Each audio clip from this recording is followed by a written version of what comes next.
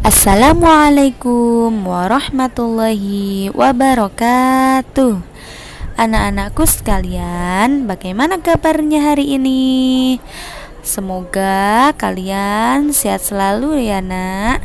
Jangan lupa untuk selalu di rumah saja.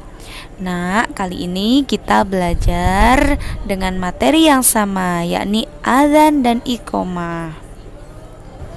Namun sebelum itu, Ustazah mau kasih tahu ke kalian, untuk absensi selama daring ini, kalian harus komentar di video ini dengan kata hadir. Terima kasih. Sebelum pembelajaran dimulai, kita berdoa terlebih dahulu. Sikap berdoa: 1. Duduk islami, 2. Tangan diangkat, 3. Kepala ditundukkan, 4. Berdoa mulai doa sebelum belajar. Raditu billahi rabba wa bil islami dina wa bi muhammadin nabiyya wa rasula. Rabbi zidni ilma warzuqni fahma. Rabbi israh li sadri wa yassir li amri wahlul 'uqdatam min lisani yafqahu qawli.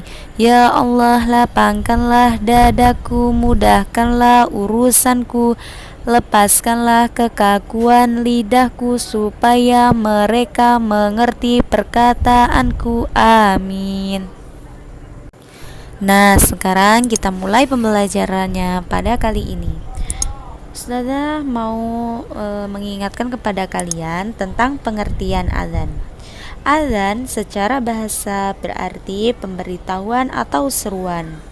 Adapun makna azan secara istilah adalah seruan yang menandakan masuknya waktu sholat 5 waktu dan dilafadzkan dengan lafadz-lafadz tertentu. Nah, kalian tahu nggak hukum azan? Hukum azan, sebagian ulama mengatakan bahwa hukum azan adalah sunnah muakkad.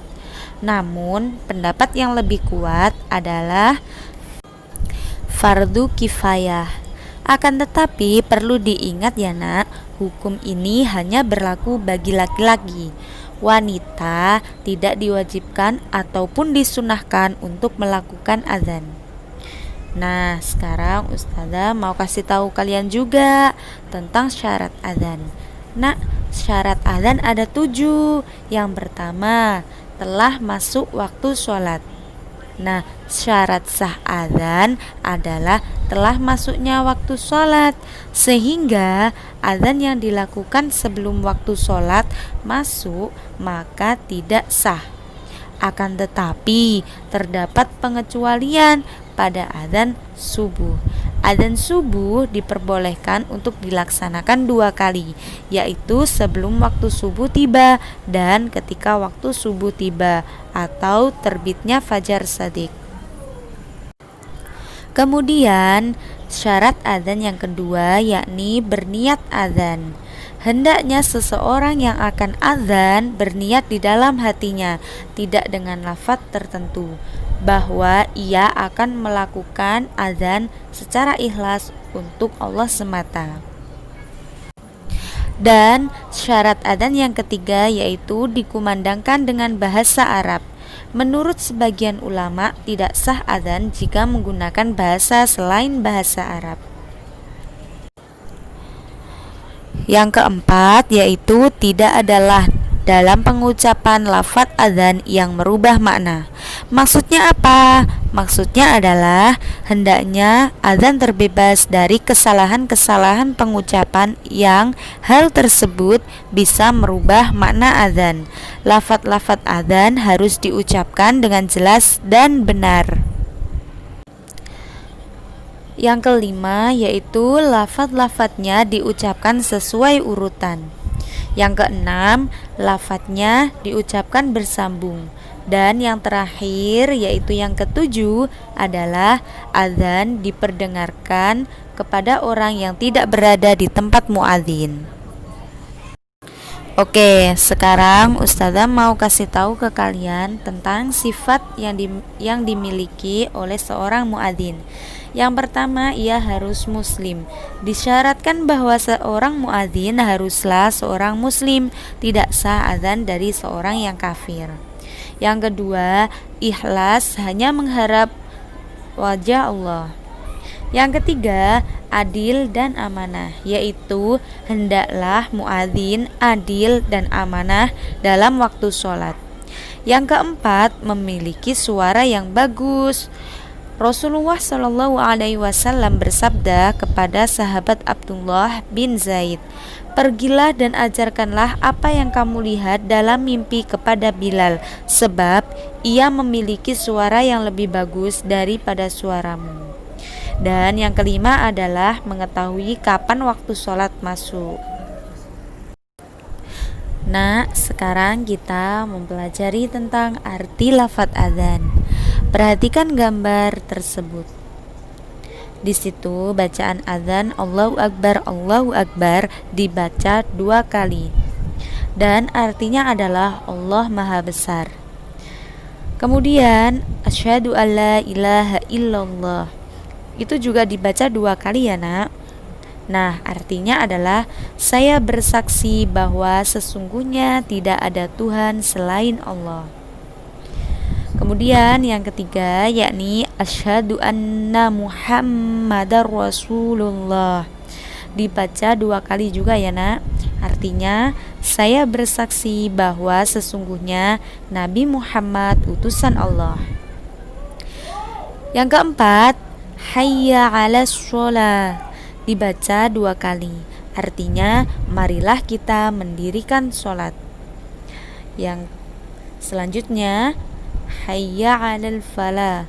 Dibaca 2 kali ya, Nak. Artinya marilah kita meraih kemenangan.